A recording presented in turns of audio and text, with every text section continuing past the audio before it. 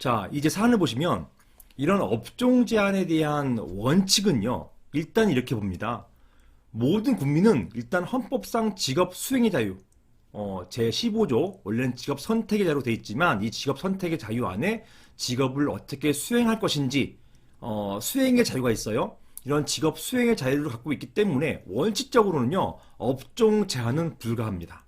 이게 원칙이에요. 누구나 자유롭게 업종을 열 수가 있어요. 누구나 자유롭게 업종 제한 받지 않고 영업을 개설할 수가 있어요. 영업 시작할 수 있단 말입니다. 따라서 탕후루 가게 옆에다가 원칙적으로는요, 원래 있던 탕후루 가게가 있다 하더라도 그 옆에다가 별도의 탕후루 가게를 만들 수가 있어요. 왜냐? 이게 헌법에서 보장되는 권리입니다. 기본권이에요.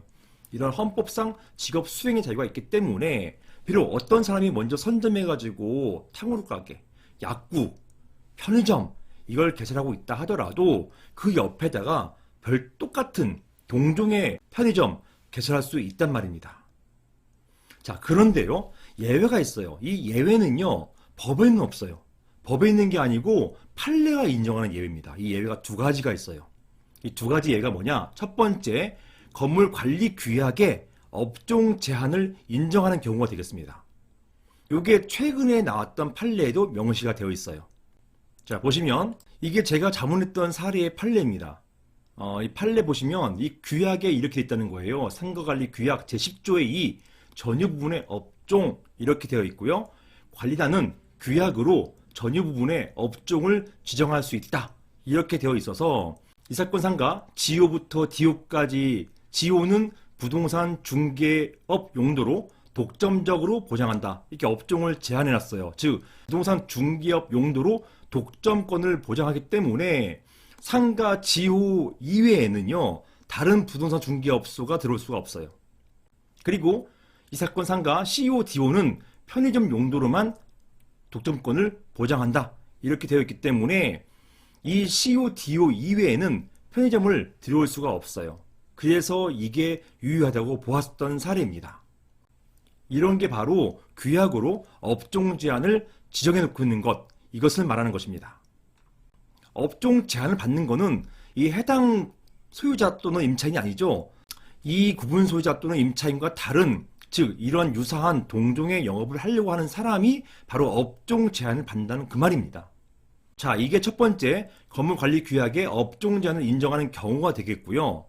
두 번째, 또 하나가 있어요. 두 번째, 최초 분양할 당시에 당해호실의 업종을 제한하는 경우, 즉 분양계약서에 명시가 되는 경우를 말하는 것입니다.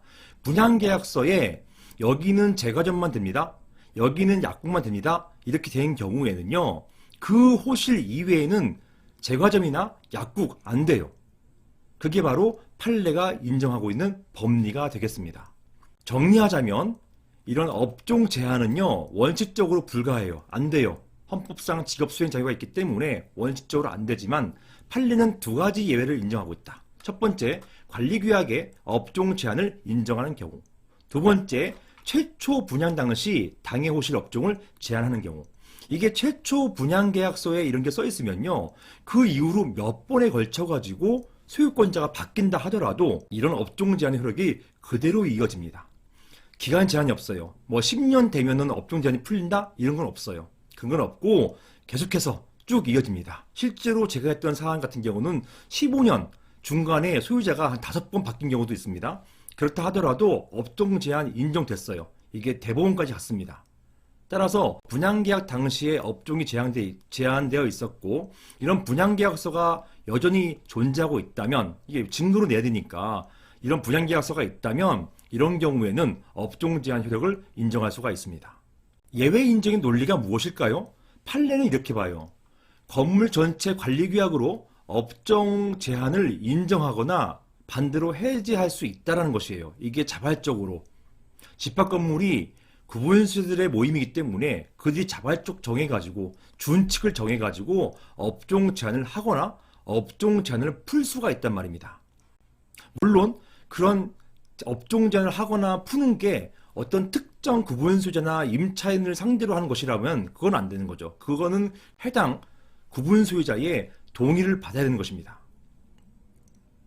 자, 다음으로 최초 분양 당시에 업종 제한으로 독점권을 부여했다면 이런 독점을 인정한 만큼 분양대금을 높게 지불했을 것 아니냐. 이 건물에서 약국을 하나만 인정하기 때문에 이걸 메리트로 해가지고 분양대금을 훨씬 높게 잡았을 거 아니냐. 여기에 대한 대가는 보상해 주어야 한다. 이런 논리예요. 그래서 이런 독점권, 이거는 보호해 주어야 한다. 이런 논리가 되겠습니다. 자, 그래서 사안 같은 경우 같은 건물 내에 탕후루 가게 옆에 다시 탕후루 가게를 개업하는 경우, 똑같은 탕후루 가게를 개업하는 경우, 이런 경우에 막연하게 허용된다? 막연하게 적법하다? 또는 불법이다? 얘기할 수 없어요. 뭘 먼저 봐야 되냐 하면 먼저 관리규약이 있는지 또는 분양계약서가 있는지 확인해 봐야 돼요. 그리고 이 내용 안에 업종 제한 내용이 있는지 여부를 우선적으로 살펴보아야 합니다. 만약에 업종 제한 규정이 없다면 같은 탕후루 가게 개업하는 것은 법적으로 문제가 안 돼요. 적법해요. 단지 도덕적으로 문제될 거다. 이거는 변론입니다. 도덕적으로 문제될 수는 있겠죠. 하지만 그럼에도 불구하고 법적으로는 문제가 안 돼요. 만약에 업종 제한 규정이 있다면 규약이나 분양계약서에 이런 업종 제한 규정이 있다면 이런 경우에는 기존 탕후루 가게가 법의 보호를 받습니다. 그리고 같은 탕후루 가게를 여는 것은 이거는 적법하지 않게 돼요. 이게 결론이에요. 따라서 이런 경우에 기존 탕후루 가게는 신규 개업자를 상대로 해가지고 당신 나의 영업을 방해하지 말라 라고 하는 영업방해금지 가처분이나 또는 영업방해 금지 청구의소라고 하는 소송을 제기할 수가 있어요. 실제로 제기가 됩니다. 그리고요, 이거 만약에 그럼에도 불구하고 이걸 무시했다, 무시하고 개설했다. 그래서 종전보다 내가 매출이 떨어졌다. 그럴 경우에는요, 이런 떨어진 매출에 대해서 손해배상 청구를 할 수가 있습니다. 그리고 승소할 수가 있어요. 이런 소송을 제기해서 보호받을 수가 있습니다.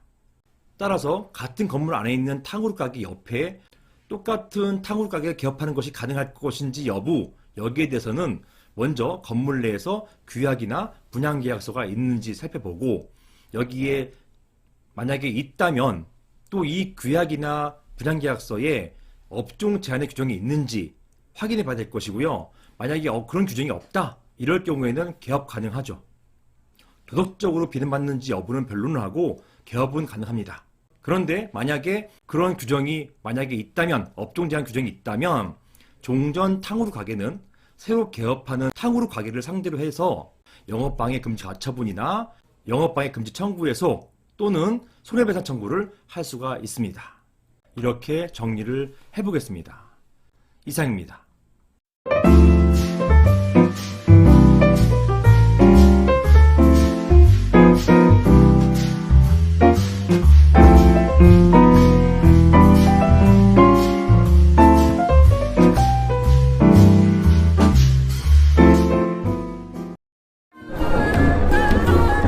이번 역은 교대역 법무법인 라움입니다.